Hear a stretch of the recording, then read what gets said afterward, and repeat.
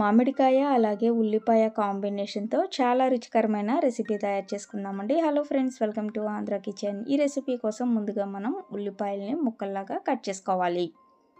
ఇక్కడ నేను 2 ఉల్లిపాయలు తీసుకొని ఇలా ముక్కల్లాగా కట్ చేసుకొని ఆ తర్వాత ఈ ముక్కల్ని ఈ విధంగా నలిపేసుకొని ఒక ప్లేట్లోకి తీసుకొని పక్కన పెట్టేసుకున్నాను. ఇక్కడ వీడియోలో చూపించినట్లుగా ఈ విధంగా ఉండే అంటే మీడియం సైజ్ మామిడికాయని తీసుకున్నాను. ఈ మామిడికాయను కూడా ముక్కల్లాగా కట్ చేసుకొని పక్కన పెట్టుకున్నానండి. మరీ చిన్న ముక్కలు లేకుండా ఈ విధంగా వీడియోలో చూపించినట్లుగా ముక్కలుగా కట్ చేసుకొని పక్కన పెట్టేసుకున్నాను. ఇప్పుడు స్టవ్ ఆన్ చేసుకొని బాండీ పెట్టుకొని అరకప్పు వరకు వేరుశనగపప్పు అదేనండి పల్లీలు వేసుకోవాలి. వీటిని వేయించుకోవాలి. వేపేటప్పుడు నూనె కూడా వేయకుండా వేయించుకోండి.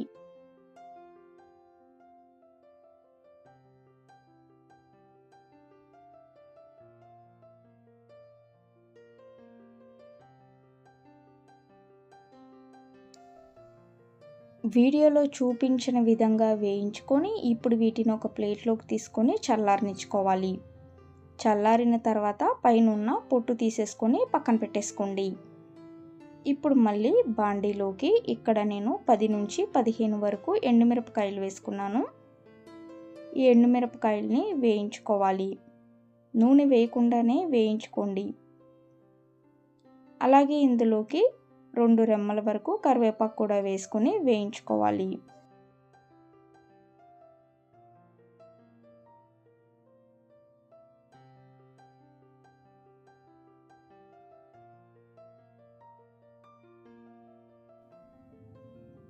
ఇవి వేగిన తర్వాత స్టవ్ ఆఫ్ చేసుకోండి.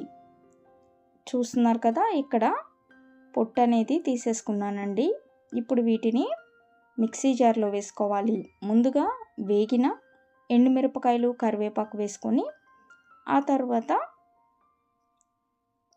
ఈ వేరుశనగపప్పు అదేనండి పొట్టు తీసిన ఈ పల్లీలు వేసుకున్నాను.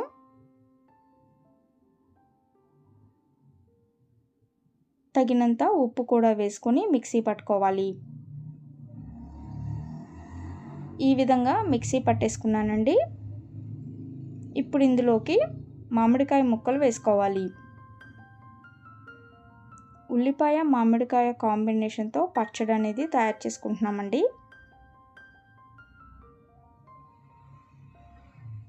ఈ పచ్చడిలోకి ఇక మిక్సీ పట్టేటప్పుడు నీళ్ళు అసలు వేయకూడదు. ఈ విధంగా మిక్సీ పట్టుకున్న తర్వాత ఉల్లిపాయ ముక్కలు కూడా వేసుకొని మిక్సీ పట్టుకోండి. నీళ్లు వేయకుండానే మిక్సీ పట్టుకోండి. ఉల్లిపాయ ముక్కల్లో నీరు ఉంటుంది కదా, అదే సరిపోతుంది. నేను మరీ మెత్తగా కాకుండా కొంచెం బరగ్గా ఉండేలాగా మిక్సీ పట్టుకున్నాను. ఉప్పు చూసి ఉప్పు సరిపోకపోతే ఇంకొంచెం ఉప్పు కూడా వేసుకొని కలిపేసుకున్నానండి. మీరు తాలింపు కావాలంటే తాలింపు పెట్టుకోవచ్చు. లేకపోతే ఇలా అయినా వేడి వేడి అన్నంలో వేసుకొని తింటే చాలా కమ్మగా ఉంటుంది. తాలింపు అదేనండి పోపు వేయకుండానే వేడి వేడి అన్నంలోకి చాలా రుచిగా ఉంటుంది.